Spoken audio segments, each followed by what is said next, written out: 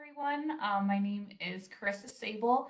I am the clinical supervisor that oversees our programming at our St. Charles outpatient programs. I'm a licensed certified professional counselor and a certified alcohol drug counselor, and I did help our clinicians at St. Charles uh, begin our newest program, which is our emerging adult program, which is what I hope to share some information about what this population is and how we can really support our emerging adults into independence. The first question I really kind of wanted to propose is this concept and this new phrase of like, what is emerging adulthood? Very commonly, we hear that adulthood has changed and becoming an adult has extended itself. And so, a lot of the times, what is a common phrase that we're hearing amongst our younger adults is that they feel that they're not quite an adult, but yet not quite an adolescent. And so right now we're in quite an era of change, and what it means to be a young adult has drastically changed over the last 50 years. I mean, heck, it's even changed significantly since when we were young adults and children. And so once was the norm of being married, having kids, and settling into your career by age 25 is far from the image of reality of what is experienced today of those at that age now. And our society began to grow and change. In many others, it has allowed for new experiences and processes that young adults have not experienced before. Living with your partner before getting married, continuing your education, exploring relationships, trying out different jobs are all contributing factors to the creation of what emerging adulthood is at this life stage. And so a lot of what we're seeing is our teenagers that are starting to get prepared to graduate high school and go off to college or go off into the workforce is this really kind of new era of discovering themselves, where before maybe we were discovering ourselves when we were our adolescent years, and now we're giving this extended period of time to grow and learn even more about ourselves through that emerging adulthood.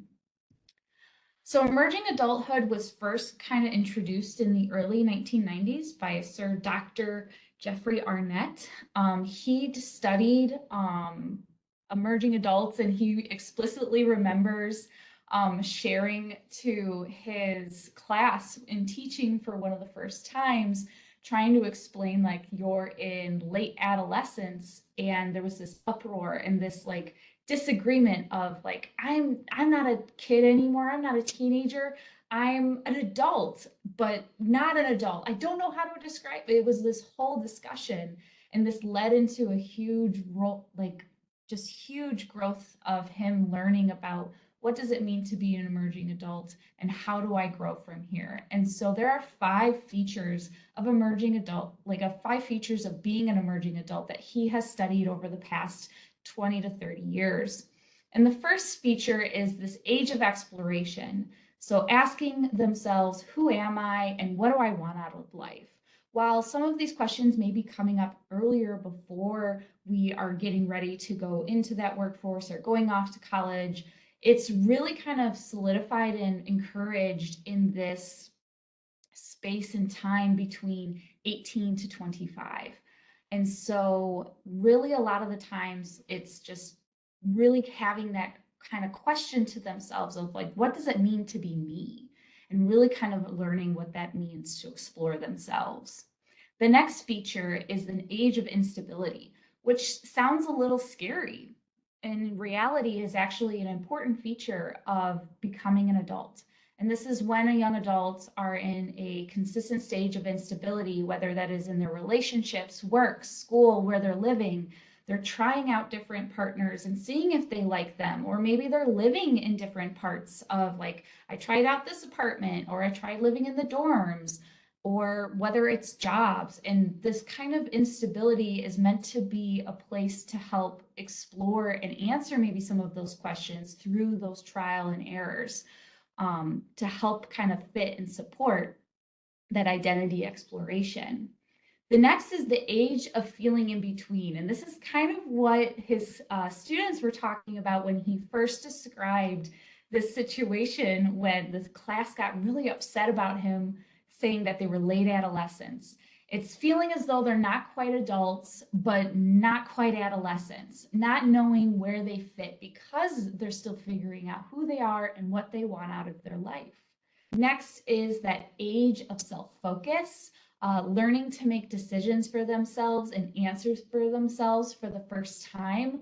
A lot of the times, there was a very common phrase as like the millennial generation was coming about is like, oh, they're such narcissistic, they're so self-centered, and that can be like a misconstrued component of this emerging adulthood, is that because I'm taking so much time to focus on myself, because I'm trying to figure out who I am, whether it's with work, my career, my family, my friends, it's a lot about it is related to who I am and what it means to be me. And that's the same for many of these emerging adults, is learning how to understand themselves and really focus and answer for themselves the first time.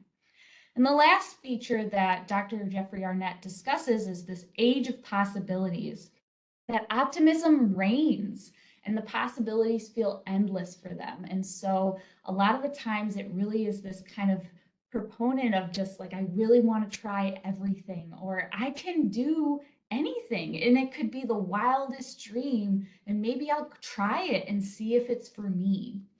And I wanted to really point out is that while these are 5 common features of somebody who is in that emerging adulthood life stage between 18 and 25, not everyone goes through emerging adulthood. And it is very reliant on the person's life experiences, culture, and socioeconomic status. Because if, let's say, a 18-year-old woman were to get pregnant and have a child, they may have to kind of move through this life stage a lot more consistently and a lot more faster because of the life that they are now living and supporting for somebody else. And so life experiences are very important for how somebody experiences the emerging adulthood and what is the things that they recognize for themselves in going through emerging adulthood. So once he did a study in 2014, a national sample of 18 to 25-year-olds, and talking about like what are some of these common features that they're reporting. And here are just some of the statistics that they had reported on. 77% of the national sample of 18 to 25-year-olds reported, this is a time of my life for finding out who I really am. Or 69% stating that this is a time of my life for focusing on me. And again, really reinforcing those 5 characteristics that he found in a lot of his research. 82% saying at this time of my life, it still seems like anything is possible. And I think that's really powerful data that shows that a lot of people in that age range, like this is the time of growth and this is the time to be independent and learn what it means to be independent and really kind of hone in on, again, who they are and who they want to be as adults. More statistics in relation to that 2014 national sample. 83% said this time of my life is full of changes. So they're aware and kind of just cognizant of like, hey, my life is changing drastically, especially from the consistency of whether it was high school and middle school and elementary school had provided for so much time. And so now it's like, how do I adjust to these changes and how do I really recognize these things in my life? And then I think one of the most like interesting data that he collected was, do you feel like you have reached adulthood? And 50% said yes, while 45% said in some ways yes, in some ways no. And I think, again, this is very telling of that feeling of in between, right? I feel very unsure of whether or not I'm truly an adult. And so Jeffrey Arnett had studied and looked into like, what does it mean to become an adult? And what is this new criteria, right? Because before maybe it was marriage, family, kids, and house. Now that has changed significantly over the last 50 years. And so he found in his research that there are three main criteria for becoming an adult, and what many people at that age range and above has reported on what it means to become an adult. The first criteria is accepting responsibility for yourself, learning to accept consequences and accountability for oneself. And I think that kind of summarizes a very good process through those 5 criteria, right? I'm learning to recognize my independence. I'm learning to recognize my decisions impact me directly, and learning how I can own those consequences, whether good or bad, when I am building that independence for myself. And then therefore, the second criteria is making independent decisions, effectively deciding what is best for oneself without consistent support from others.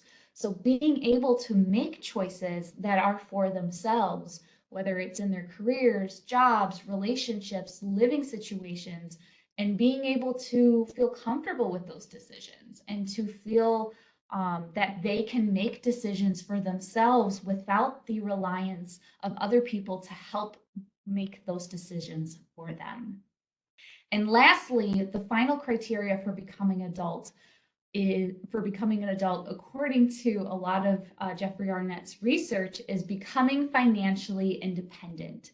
So to be able to support themselves financially and not feel dependent on caregivers. And I feel like that's a very common report that I've heard from patients in our program, is that financial independence being such a critical component of what it means to be an adult and learning how to financially support themselves. And so these 3 criteria were decided amongst adults and amongst emerging adults as what they felt like it meant to graduate emerging adulthood. And so I think it's a really good summarization of like what those 5 criteria that we had discussed before helped support and lead up to having an adult that can independently do these 3 things for themselves. So what makes it difficult for an emerging adult to get to adulthood? And there are many reasons that can be a challenge for emerging adults to kind of navigate this particular life stage.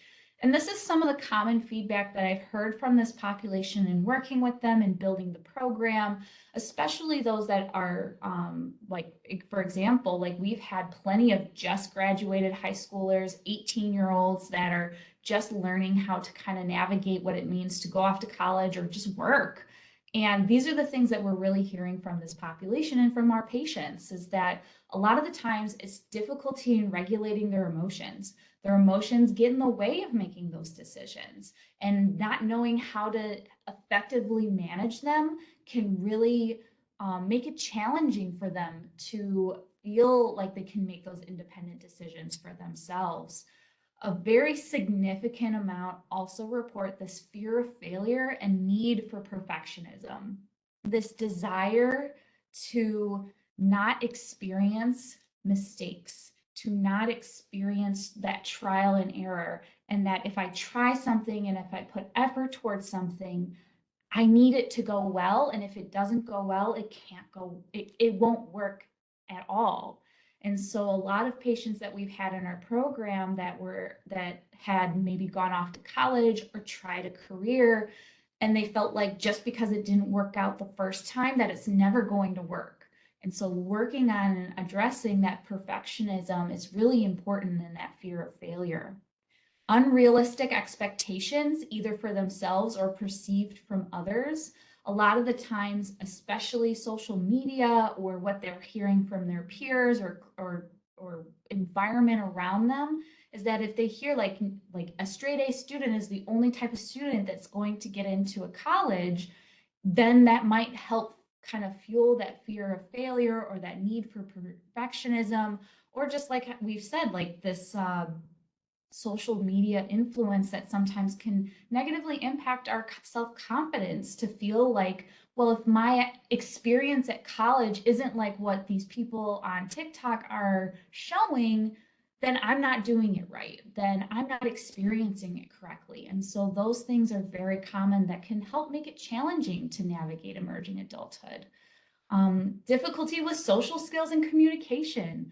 We've had plenty of patients that really struggle with basic social skills. And that's just due to the anxiety, wanting to make sure that they have their words correctly. And sometimes it's that emotional management too, tied in with it. Obviously, mental health diagnoses can make it more challenging to feel independent. If you're struggling with very significant depression, which some of our patients have and do in our program, the lack of energy, the lack of interest and motivation definitely inhibits somebody to move through emerging adulthood, because that depression is so unmanageable for them that they feel like they can't function. Like, what do you mean I have energy? I don't have energy. And so obviously when somebody's struggling with a significant mental health diagnosis, or even sometimes a mild one, it can be very challenging to feel independent for themselves. And lastly, just kind of in this general kind of uh, summary that I hear from patients is like, I just don't know what it means to be myself. I don't know what it means to be independent. And really just that it's kind of like this blanket statement I hear very commonly of like, there's so many nuances, whether it was many of the things that we talked about earlier in what makes it challenging, but also just like, I don't even know what it means to myself. And then that word just means and creates so much anxiety. I don't even know if I want to handle it. So one of the things that we're going to be exploring is just like, what does it mean to support our emerging adults, right? Whether you have an 18-year-old that's going to be graduating this year, or maybe you have a middle schooler that you're wanting to understand how to kind of get a head start. A lot of these skills that we're going to be talking about and a lot of these takeaways are going to be things that you can start at any age.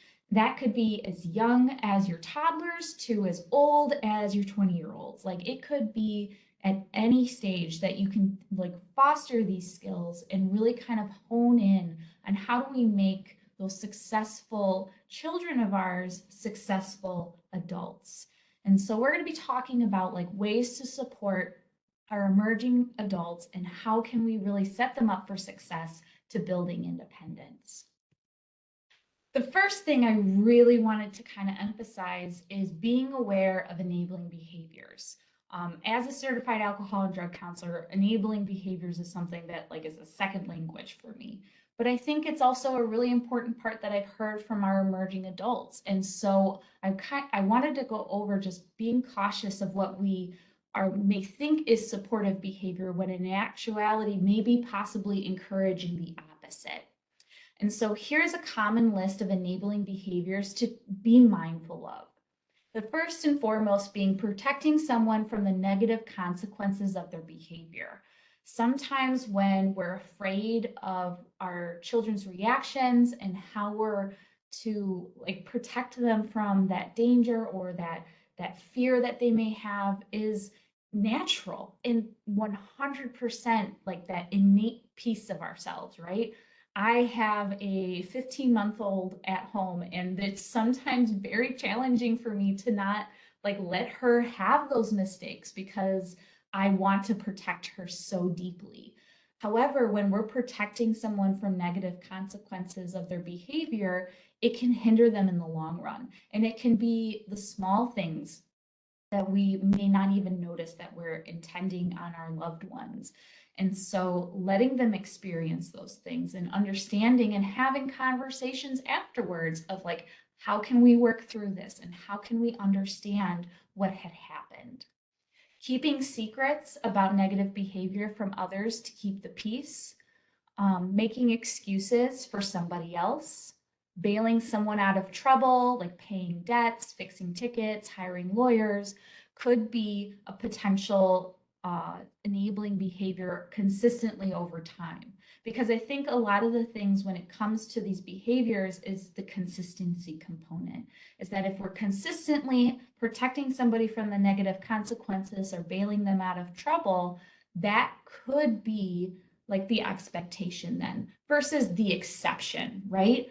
I am willing to help. I am willing to protect. And I want to make sure that my child is going through what is needed to help grow. And I want to make sure that they feel supported and that they have understanding. And I think that's a key thing with enabling behavior is understanding, is this consistent or is this the exception? Blaming others for other person's behaviors, seeing the problems because of something else, avoiding the person to keep the peace. I think a lot of the times that might be a confusing one, is that instead of like addressing what the issue is or kind of facing that person in the moment, sometimes we'll just kind of avoid in order to just not engage in that conflict. Attempting to control the situation, even though it is outside of our control. I think that's sometimes a fairly common enabling behavior because we just, again, that innate desire to help our loved ones and to really make sure that they feel supported and that they feel like they're set up for success. When in reality, we have to recognize that boundary and say, like, where can I support versus where is their need to learn to take that decision process and really support them moving forward. Makes consequences with no follow through or consistency. So, kind of like those hollow threats can definitely be enabling behaviors. And then fostering someone and caretaking the individual, even though it is expected for that person to do it themselves. So, a lot of the times when it comes to adult roles, I like to tease my husband all the time because his mom would always be that caretaker. And when we first started dating and living together, he did not know how to cook. He did not know how to do laundry. And he kind of looked at me and I was like, absolutely not. I got 10,000 things I want to do for myself and I'm not including that. And so if you want to learn, I'll help you. And so learning how to support and really make sure that they are understanding like, hey, like it's that we can do this together and we can work through this care, like how to caretake yourself.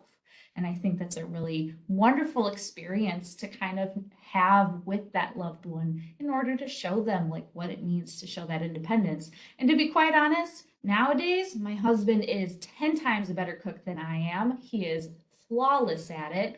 I like to say I showed him what I learned, but I think he just read way more cookbooks than I did. And so, really, to support our emerging adults is fostering what's known as executive functioning skills. Apologize, my throat's starting to get a little dry. And so, executive functioning skills is independence building, which is the cornerstone of supporting this population successfully. And that can mean encouraging learning executive functioning skills that can help them feel more self-sufficient and self-reliant. I have a chat and I want to make sure that I address the question.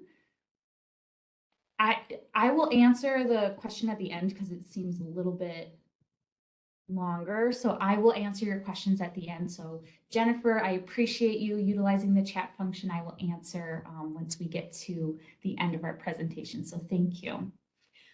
So some examples of executive functioning skills are time management, self-regulation, mental flexibility, which mental flexibility means the adaptability to change. So learning how to understand when something doesn't go the way we want it to, or how do we understand and adapt to whether it is our own emotions, which relates to that self-regulation, or how do I learn how to be kind to myself when things don't go the way that I want them to, or even when they do go the way that I want them to, because having that mental flexibility can be extremely important.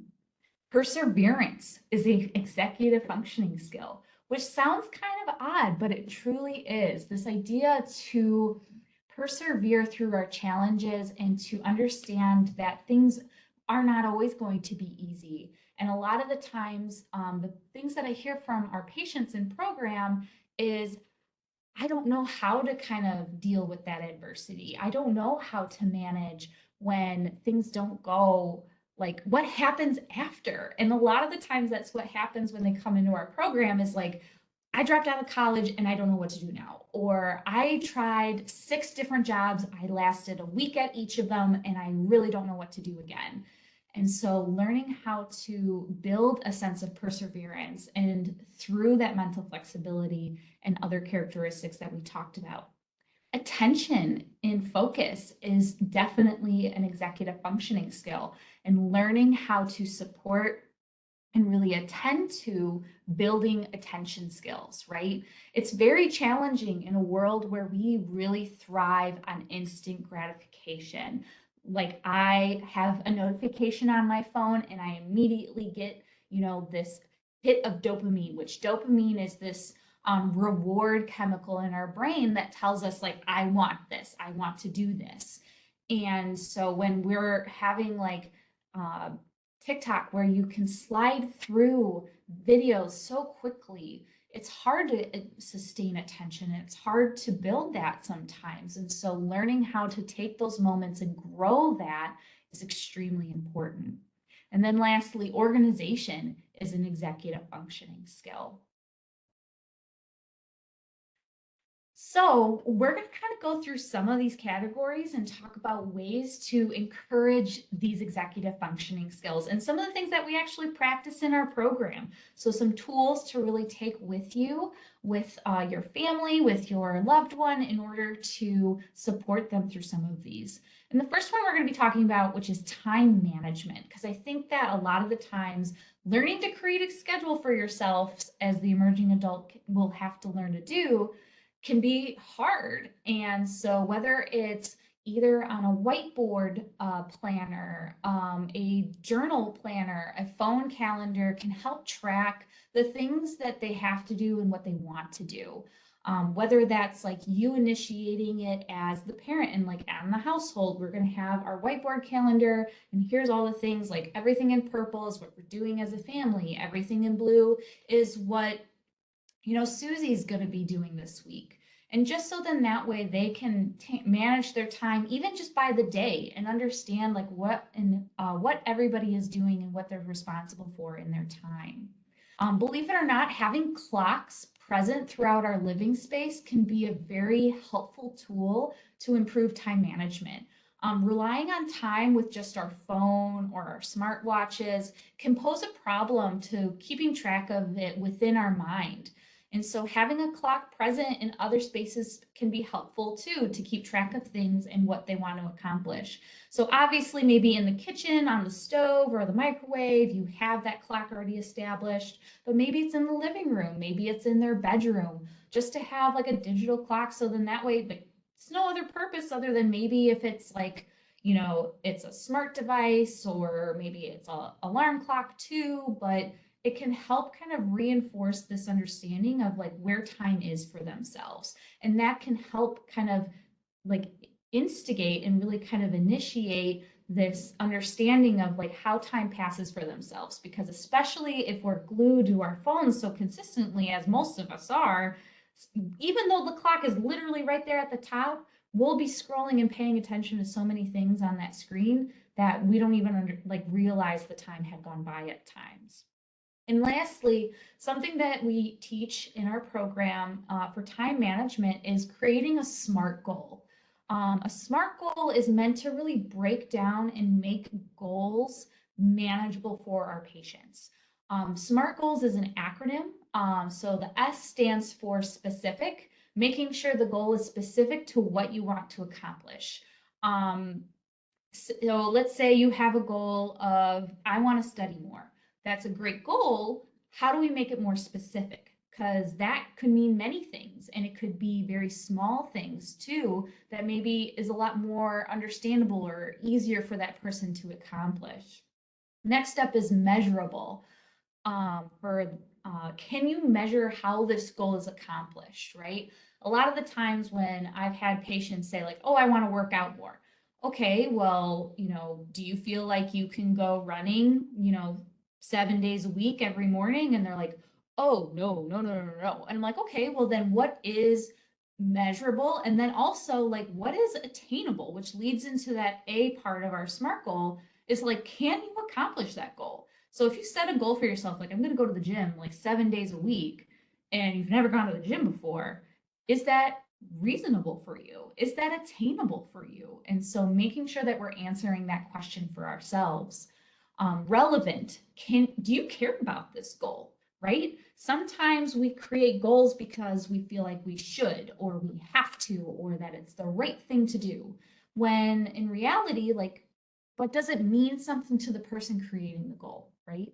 Because if we're trying to do something, if we don't feel passionate about it or even remotely interested in it, a lot of the times we're not going to complete that goal. And lastly, timely. Like, what is the time frame that you feel like you can achieve this goal? Can you achieve this goal within a month? Can you achieve this goal by the end of the weekend? You know, asking ourselves like, what is that reasonable time frame to complete this goal?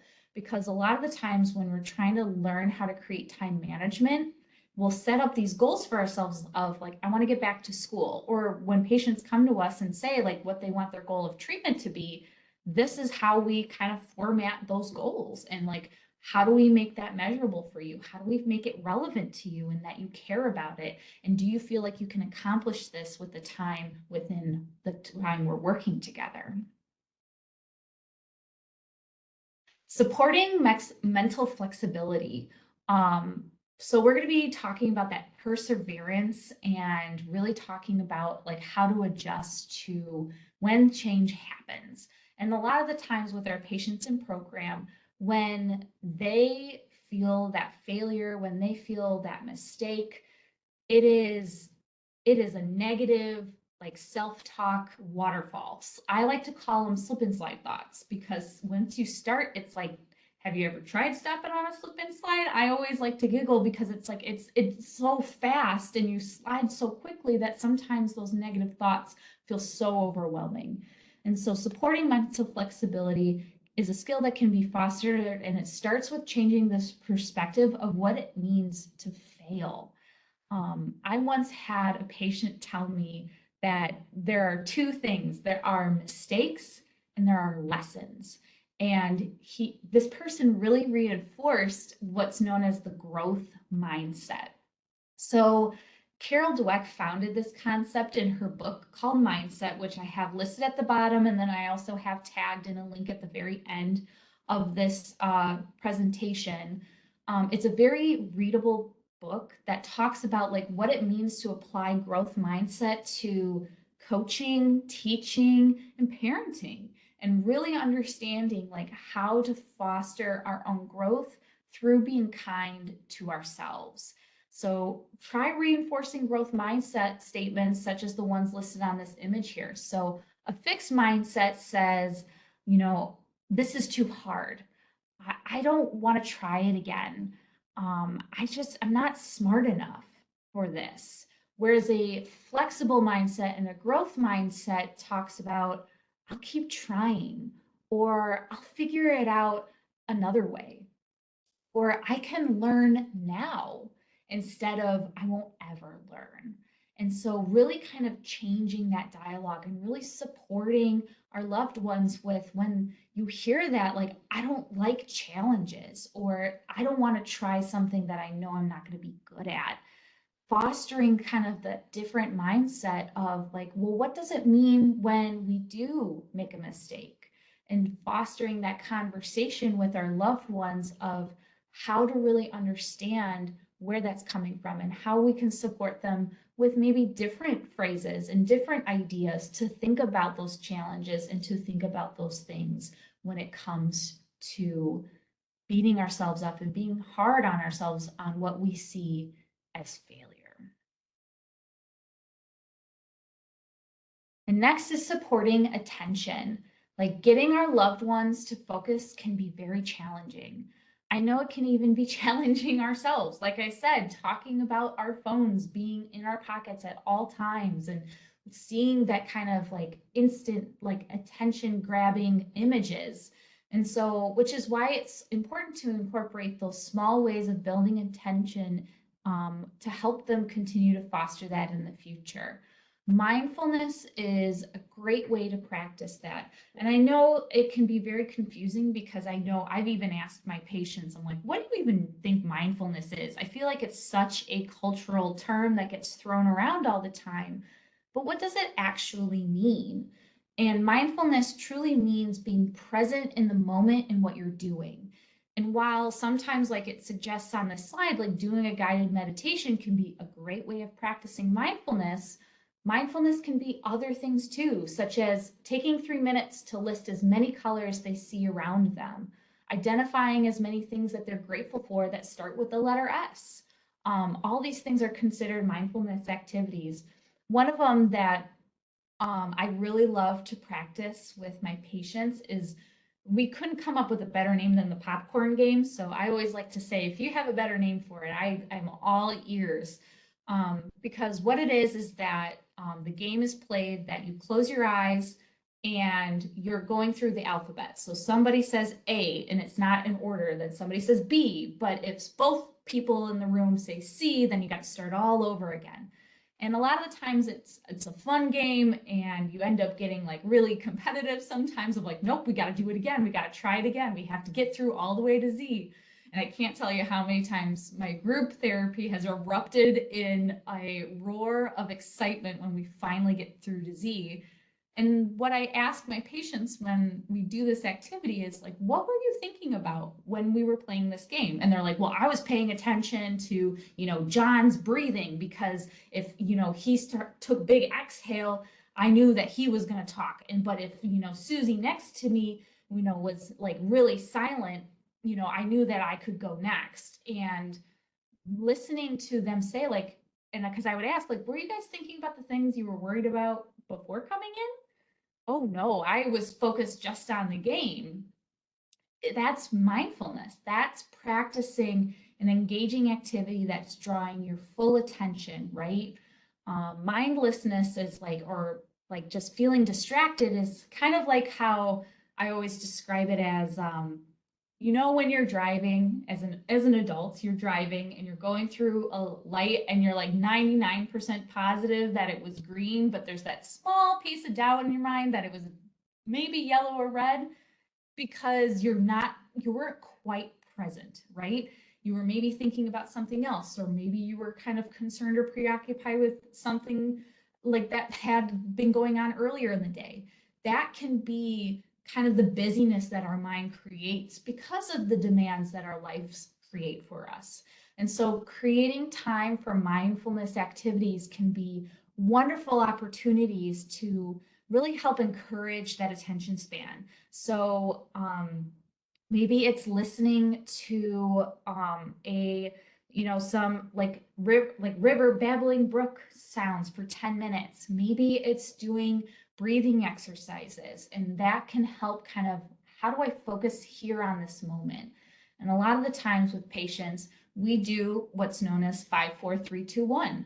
And that's naming 5 things that we can see, 4 things we can touch, 3 things we can hear, 2 things that we can smell, and 1 thing we can taste. And granted, the last 2 are a little challenging.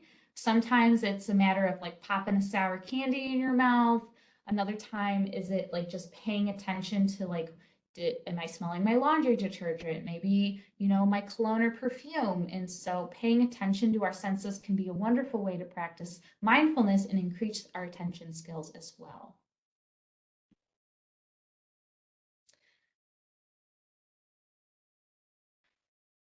It's important to remember our own journey and how it can help support our child's first steps in theirs.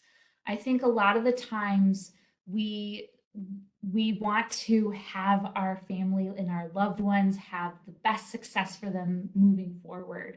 And sometimes it's relating to our own experience, our own journey of learning, how did we understand who we are? How did we learn the things that we wanted in our lives? And while that experience was genuine to ourselves, and there's commonalities that our children and our loved ones will experience, their experience is unique to them too. And how can we bridge and understand that together. And I think that conversation starter can always be a part of it, and learning how to have that dialogue and answer those questions when they do come up and when they are interested, and making sure we have that for ourselves and that understanding when we're fostering some of these skills. So I saw some questions pop up in the chat, which I'm wonderfully excited about. The first one was from Jennifer. I am a guardian to an 18-year-old with attachment issues. I feel like I over-support him because he has a lifetime of caregivers not being there for them. How do I find the right balance? I think that's a wonderful question, right? Because a lot of the times, and it's something I see in many of my patients, and even what I experience myself, right, is that we sometimes will go from one extreme to another sometimes, whether it's within our own lifetime, our own experiences, or just how we interact with others. And so wanting to make sure that that balance between the two. And something we talk, like balance is such a huge part of our programming at Linden Oaks. We do what's known as dialectical behavioral therapy, which is pretty much like balance 101.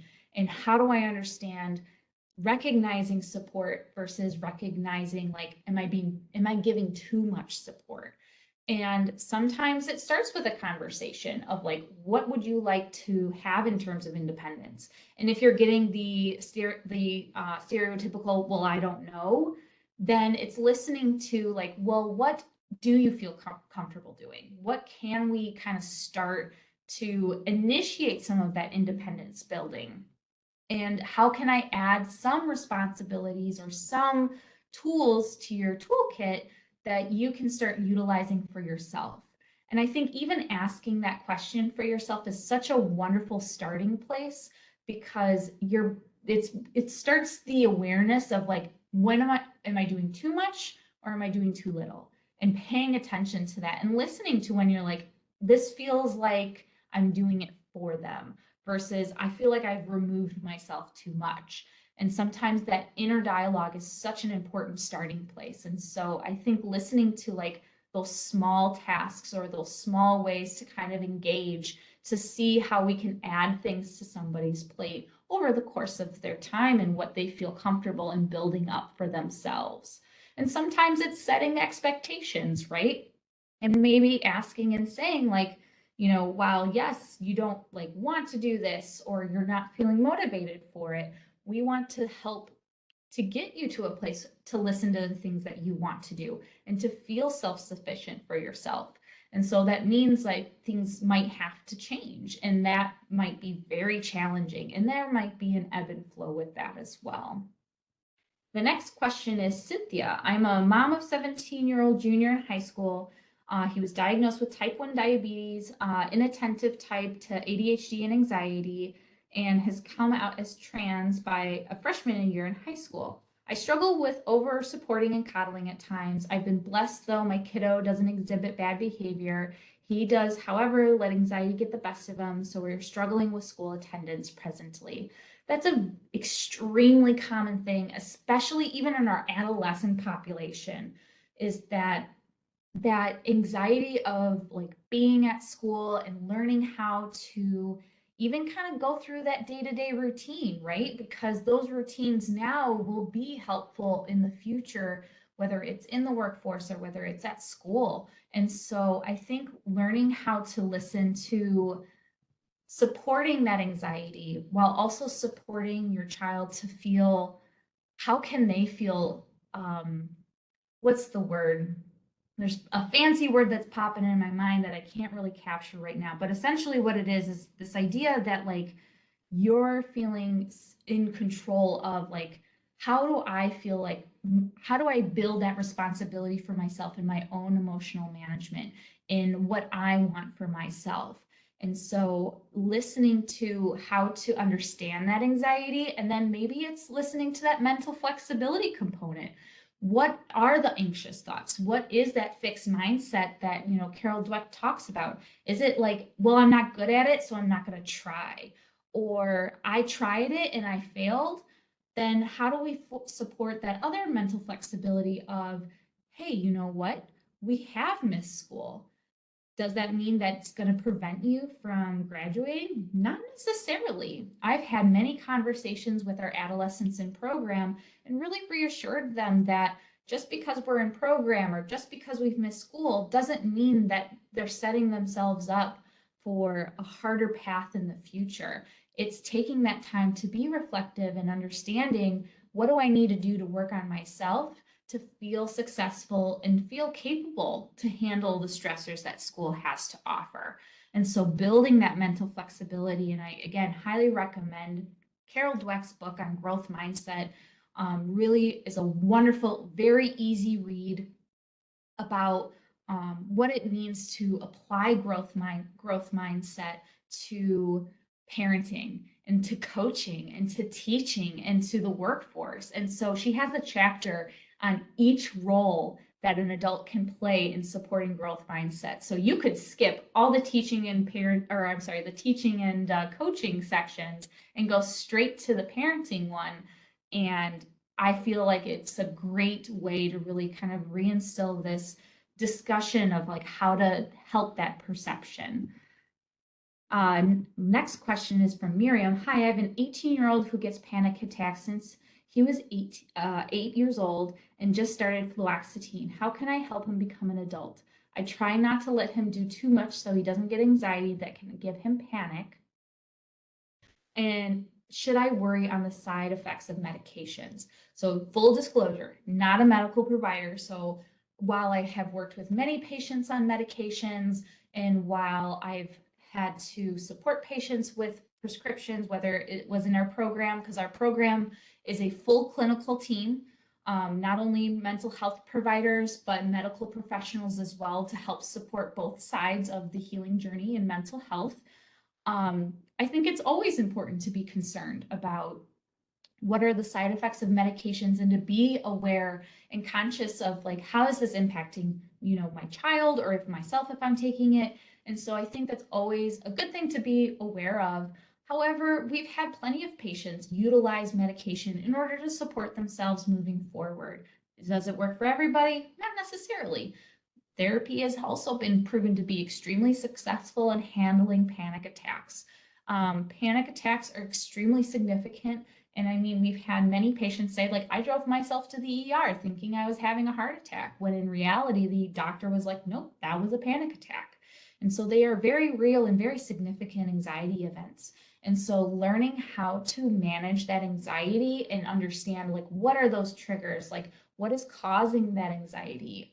Is it that fear of failure? Is it like certain situations? And like, how do we utilize skills such as maybe it's that 5, 4, 3, 2, 1?